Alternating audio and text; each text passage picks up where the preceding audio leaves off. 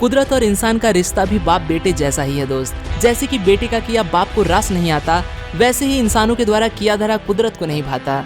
इंसान के कितने भी हंगामे के बावजूद कुदरत बार बार ये दिखा देता है कि बेटा मैं ही तुम्हारा बाप हूँ। इसी को ध्यान में रखते हुए आज के इस वीडियो में हम जानने वाले हैं दुनिया के सबसे रहस्यमयी घटनाएं और जगहों के बारे में। Let's begin. Number 5, sun dog. आपने स्लम डॉग ये वर्ड जरूर सुना होगा, लेकिन ये सन डॉग क्या होता है ये वर्ड मैंने भी पहले नहीं सुना था। सन डॉग एक वातावरणीय अजूबा है जो बेहद ही खास मौके पर आसमान में देखा जा सकता है। सूरज की रोशनी एक निश्चित अंतर पर रिफ्लेक्ट होकर आसमान में अलग अलग आकार में हमें नजर आती है। इसी दुर्लभ घटना को सन डॉग कहा जाता है। इस घटना को हमारे भारत देश के ज्यादातर हिस्सों में देखे जाने की संभावना कम है, क्योंकि ये घटना ज्यादातर ठंड जगहों पर ही घटित होती है। आइस क्रिस्टल्स यानी कि बर्फ के कण हवा में ज्यादा मात्रा में मौजूद हो तो वो कण इस तरह से सूरज की किरणों को रिफ्लेक्ट करते हैं कि हमारी आंखें धोखा खा जाएं। सन डॉग का आकार ज्यादातर 22 डिग्री में भी देखा जा चुका है। इस तरह की घटना के लिए सूरज की स्थिति क्षितिज के आसपास यानी कि डूबता सूरज या उगता सूरज होना जरूरी होता है। Number 4, cloud fell on earth. इंसान कितना भी बड़ा हो जाए वो हमेशा कुदरत से 10 कदम पीछे ही रहेगा। अक्सर कुदरत के करिश्मे देख इंसान की आंखें खुली की खुली रह जाती हैं। एक स्टॉर्म के दौरान आसमान में घने बादल छा गए थे।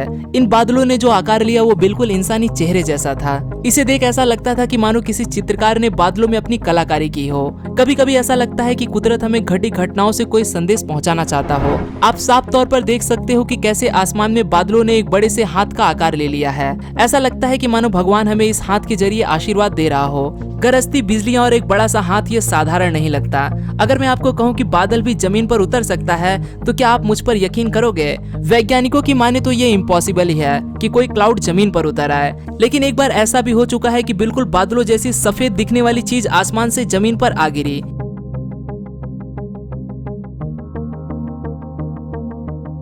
ये इंसान इस अजीबोगरीब चीज को छू के उसे आगोश में लेता दिखाई दे रहा है। ये क्या है? आसमान से उड़ता हुआ ये कैसे आया? ये सुरक्षित है या असुरक्षित? इसका जवाब नहीं पता।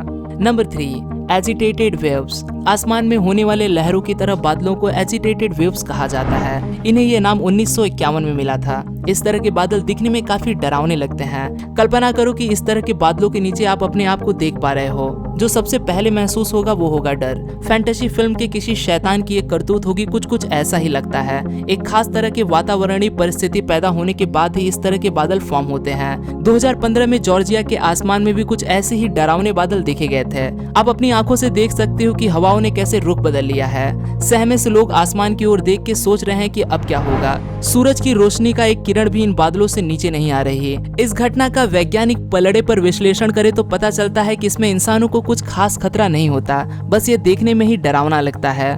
Number 2, monarch butterfly migration. आप सैकड़ों पक्षियों की प्रजातियों को जानते होंगे जो एक कॉन्टिनेंट से दूसरे कॉन्टिनेंट में माइग्रेट यानी कि देशांतर करते रहते हों। पर अगर मैं कहूं कि तितली की एक ऐसी प्रजाति भी है जो 3000 किलोमीटर तक देशांतर कर सकती है तो आप क्या कहोगे?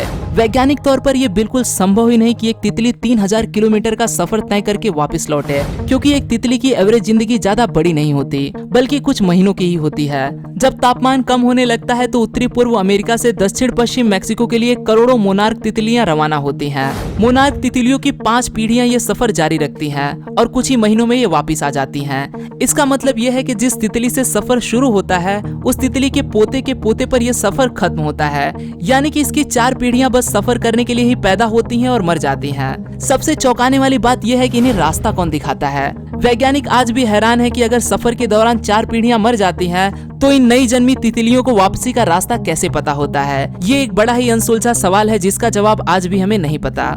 Number 1, fly geyser.